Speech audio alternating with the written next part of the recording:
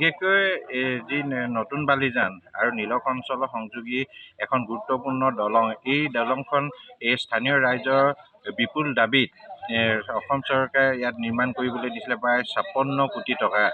কিন্তু আজি কোপতি কিন্তু এই দলংখন সম্পূৰ্ণ হৈ উঠা আমি দেখিব নাপালোঁ। তাৰ পৰিৱৰ্তে কিন্তু বিভিন্ন সময়ত শিৱম নামৰ যি প্ৰতিষ্ঠানটোৱে এই দলং নিৰ্মাণ কৰি আছে, সেইসকলৰ বিৰুদ্ধে বিভিন্নজনৰ অভিযোগ উত্থাপিত হৈ আহিছে। ইয়াৰ পূৰ্বেও কিন্তু দুটাকৈ গাদাৰ ভাঙি পৰিছিলে। সেই সময়ত অসম জাতীয়তাবাদী যুৱ পৰিষদে ইয়াৰ বিৰুদ্ধে প্ৰতিবাদ সাব্যস্ত কৰিছিল। তৎসত্বেও কিন্তু ধেমাজি প্ৰশাসন হওক বা যি লোক নিৰ্মাণ বিভাগ পথ জোনাই সংমণ্ডল আছে, সেই সংমণ্ডলৰ বিষয়ববীয়াসকলে কিন্তু এই প্ৰতিষ্ঠানটোক ক্লিন চিট দিবলৈ চেষ্টা কৰা আমি দেখিবলৈ বহু সময়ত পাইছোঁ। সেইকাৰণে কৈছোঁ যে এই বিষয়াসকল এই প্ৰতিষ্ঠানৰ লগত জড়িত হৈ আছে আৰু তেওঁলোকে এটা বৃহৎ অংক কমিশ্যন জড়িত হৈছে, যাৰ কাৰণে আজি এই জনসাধাৰণে ইয়াৰ পৰা এই দলঙৰ পৰা যি সুফল লাভ কৰিব লাগে সেই সুফল লাভ কৰিব পৰা নাই। তাৰ পৰিৱৰ্তে কিন্তু এই দলংখন নিৰ্মাণ কৰি থাকোঁতে এটা দীঘলীয়া সময়ৰ প্ৰয়োজন হৈছে আৰু সেয়ে কৈছোঁ যে শীঘ্ৰে এই দলংখন নিৰ্মাণৰ কাম সম্পূৰ্ণ কৰক। তাৰ সমান্তৰালকৈ ইয়াত এটা নিৰপেক্ষ তদন্ত কৰক।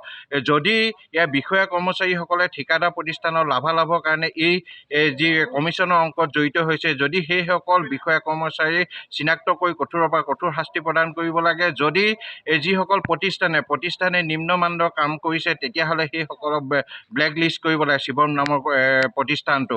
আৰু যদি তাকে শীঘ্ৰে এসপ্তাহৰ ভিতৰত যদি ধেমাজি প্ৰশাসনে ইয়াৰ ওপৰত কোনো ধৰণৰ ব্যৱস্থা গ্ৰহণ নকৰে, তেতিয়া অসম জাতীয়তাবাদী যুৱ পৰিষদ পুনৰ ৰাজপথলৈ নামিবলৈ বাধ্য হ'ব। আৰু বিশেষকৈ বহু নিম্নমানৰ কাম কৰা দেখা গৈছে।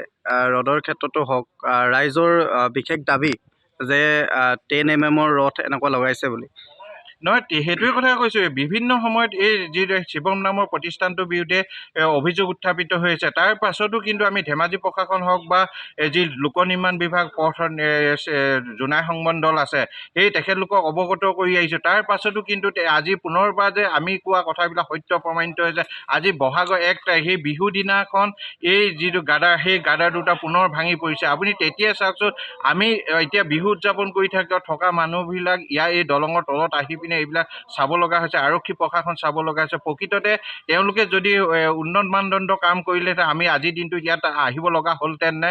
ইয়েই প্ৰমাণ কৰে যে এই প্ৰতিষ্ঠানটোৱে কিমান নিম্নমানদণ্ডৰ কাম কৰিছে আৰু সেইকাৰণে এখেতলোকক ব্লেক লিষ্ট কৰিব লাগে আৰু নিৰপেক্ষ তদন্ত কৰিব লাগে, পুংখানুপুংখ তদন্ত হ'ব লাগে, কোনো দোষী যাতে হাৰি যাব নোৱাৰে। যদি এসপ্তাহৰ ভিতৰত তেখেতলোকে কোনো ধৰণৰ ব্যৱস্থা গ্ৰহণ নকৰে, তেতিয়া আগন্তুক দিনত কিন্তু আমি পুনৰ ৰাজপথলৈ নামিবলৈ বাধ্য হ'ম।